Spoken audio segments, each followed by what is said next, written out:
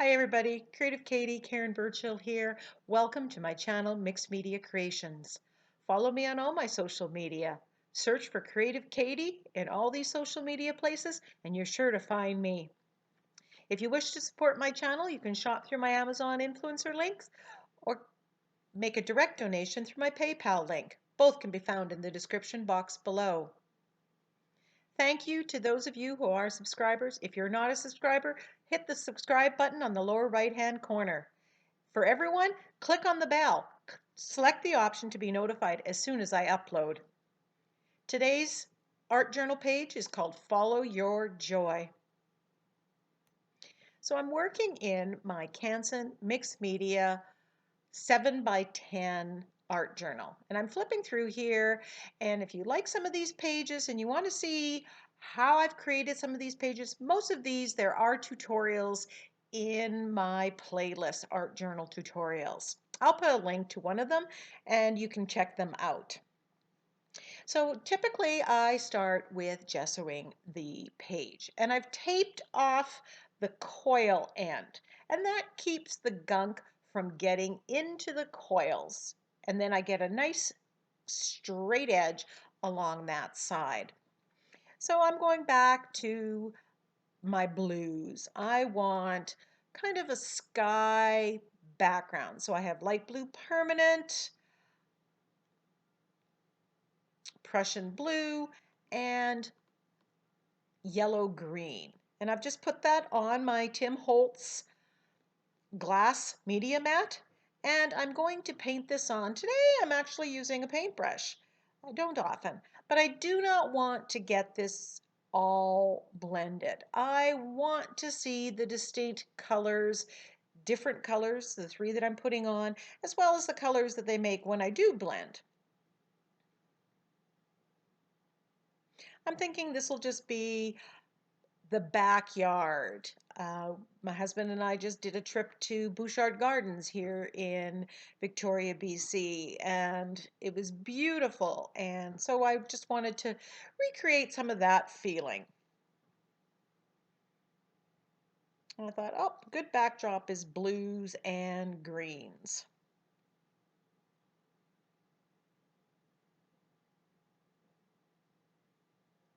This is a color combo that is sure to work all the time. So if you're struggling with color selection, try something predictable, something that's going to play nice, like these three colors.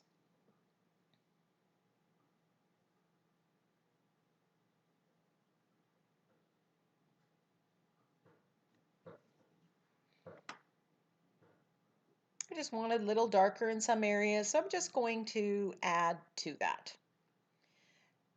Now, while the features of an art journal page stay the same, you want color, you want texture, you want pattern, how you get those and what order you get them can totally change. Here I've just put some bubble wrap, large bubble wrap, on the page, and I've let it sit for a while. And then I just pull it off. And you have this circle bubble pattern in there. And I love this. And I could have left this background as it was, but of course I don't. But sometimes it can be that simple. And I'm just putting paint on the bubble wrap and getting a little bit more stamping.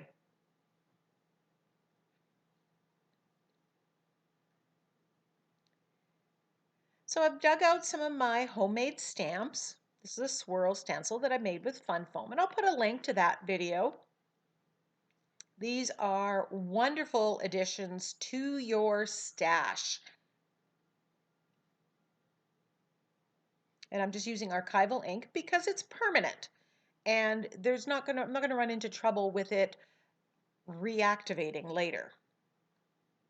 But you do need to let it dry a little bit. Here I'm just spreading out some white acrylic paint on the palette part of this mat, and I'm just stamping some swirls on here. And they're very faint, but not every pattern that you put on here needs to be bold and in your face. It doesn't need to be as forward. Some can be fairly subtle. This was a little swirl one that I have on a wooden block. I think I got it with a set, but it's a nice little addition. I love my swirls. And a swirl makes a good all-purpose stamp, so it's well worth the money.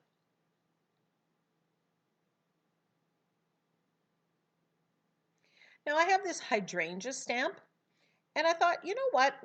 I just want to test this out and see if I can use this as kind of a background texture stamp. I've used it as a focal point, and I'll put that in the video, but you know me, I like to get a lot of bang for my buck. When I spend money on a stamp or a stencil, I want to be able to use it in a multitude of ways. And I'm really liking the background here.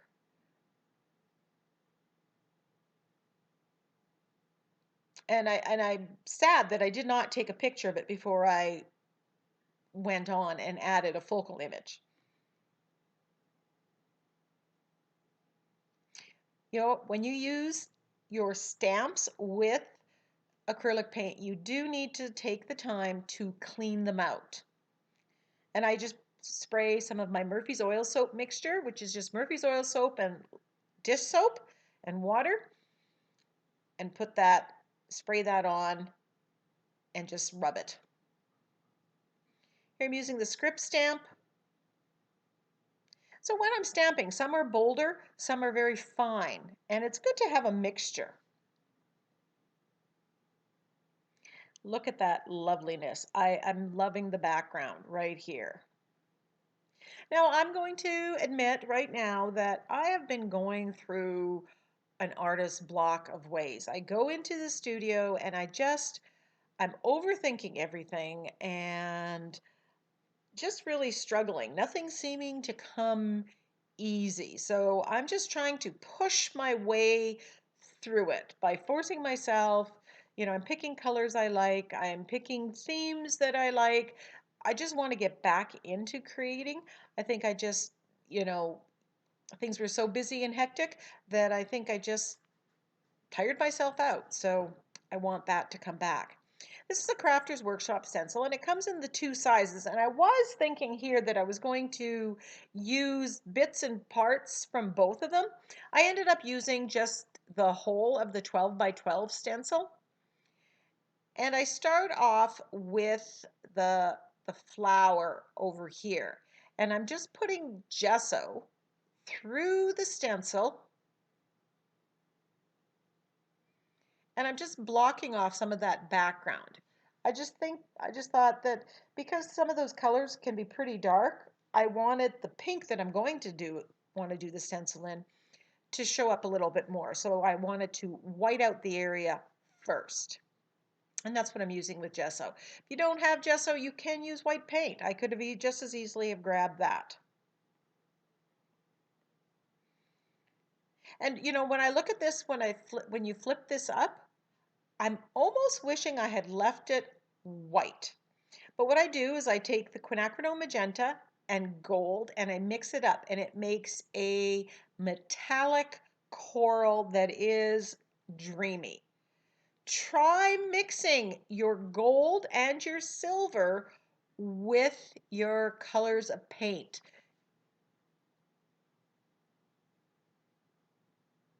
I will put a link to a video where I show how you can get iridescent or metallic paints in all the colors that you have. And if you're like me, you want things that shimmer. And then I'm just going over with that pinkish coral color. I'm using a makeup sponge and I'm putting little at a time. I'm not getting a lot of paint. So we have the blues of the background and the corals that are across. So I'm thinking here that flower really doesn't show up a lot. The white, had I left it with white, would have shown up more. But I love how it has kind of that white shadow around it.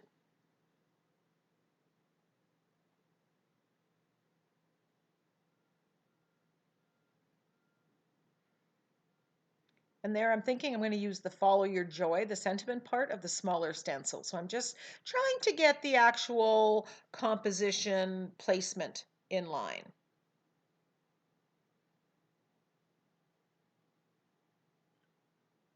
These makeup sponges I just buy at the dollar store, really inexpensive. They're more plasticky. Some of them are have more holes and they're lighter. I like the ones that are a little more substantial. And I just clean them again. I spray the Murphy's oil soap in them and wash them, and you can get lots and lots of uses out of them. Even when you forget to take it off, you can cut off part of it and keep using them.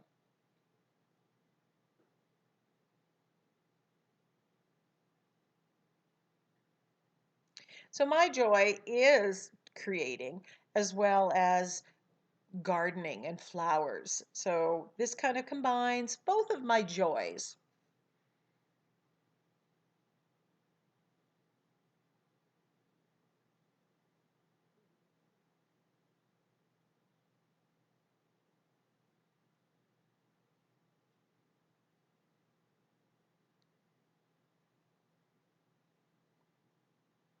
So this is one of Carmen Medlin's new for 2019, winter of 2019 stencils. So I just did a little bit of splattering with some of the pink paint to introduce the pink to the other parts of the background.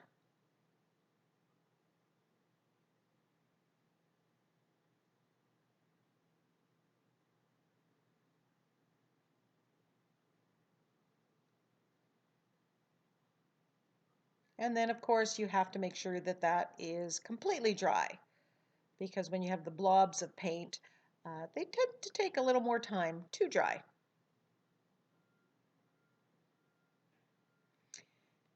And because I have a whole pile of paint left over here, I'm grabbing one of my coffee filters and I'm just putting that color on the coffee filter.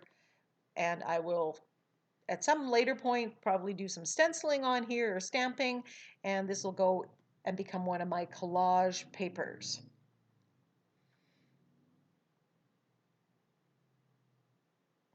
I love using coffee filters as collage papers. They just have a really different effect that's just wonderful. Give it a try if you haven't. So I've decided to use the big stencil, and I'm using a makeup sponge, black acrylic paint, little at a time. And I'm not pressing down hard because I don't want it to bleed under the stencil.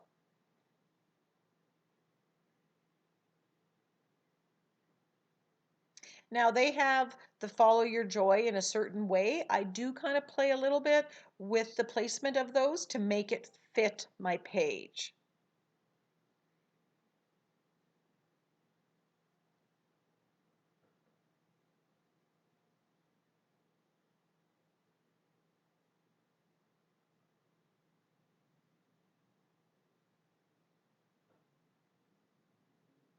The 6x6 would be great like for a greeting card.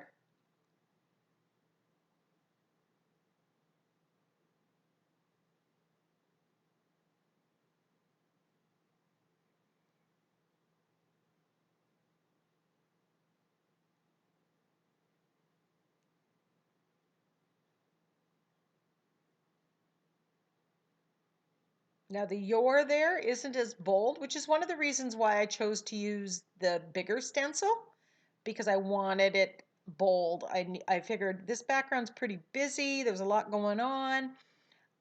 I didn't think the smaller one, because it's just that little bit finer, was going to show up as well.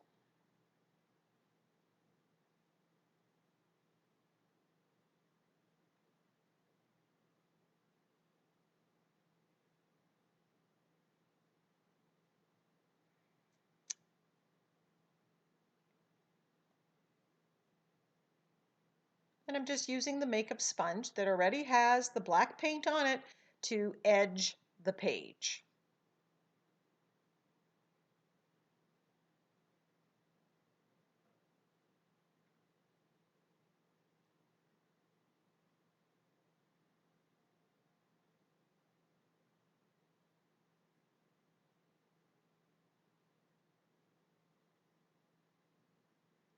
Now where the tape is, I'm just kind of rubbing a little bit there. This is the one downside of taping it off, but having that nice straight edge is so critical later on.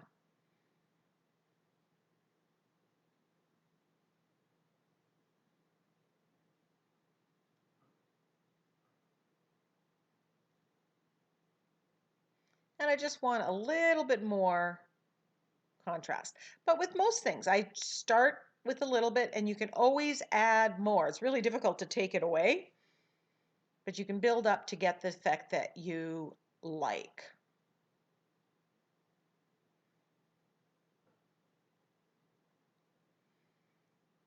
And I'm just using some of that black paint and I'm just going to float the acrylic across the top to shade. Just because it's hard to get with that white paper right there. So I wanted the sentiment to show up a little bit more. So I grabbed my fine line bottle, which I absolutely love, and it's an essential in my studio. And I'm just going around these letters to make them stand out a little bit more. This is quite a busy background, so just thought this might be a good addition. Now inside the fine line bottle, it's a mixture of my heavy-bodied Liquitex Basics white paint and water. I don't have an exact measurement. I don't mix up the whole bottle. I might mix up a quarter of the bottle. I put a little paint, I add a little water, I test it till I get the right amount of flow.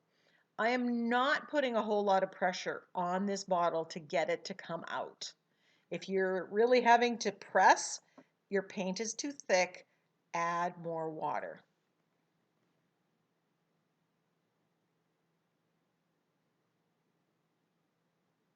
I'll put links to the stamps that I've used, as well as the fine line bottle in the description box below in case you're looking to source them out. And someone recently asked how the links work. If you go through one of my links, even if you go elsewhere in Amazon, non-crafting purchase, anything you buy during that session, you will dedicate that commission to me. So it could be something that I've directly linked, it could be other craft products, or it could be something other than crafting products. Do people buy that? Do people buy other things from Amazon that have nothing to do with art?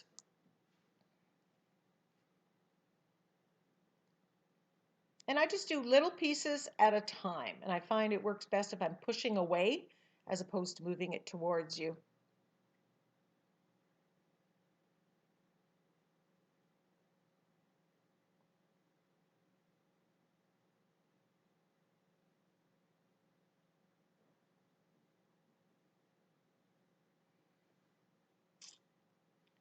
And because I had the white there, I figure I need to add white around to make kind of a border. And again, I'm going very sketchily. I'm not trying to make a straight line because it just won't work if I tried that. So I'm deliberately not trying to make it straight or smooth.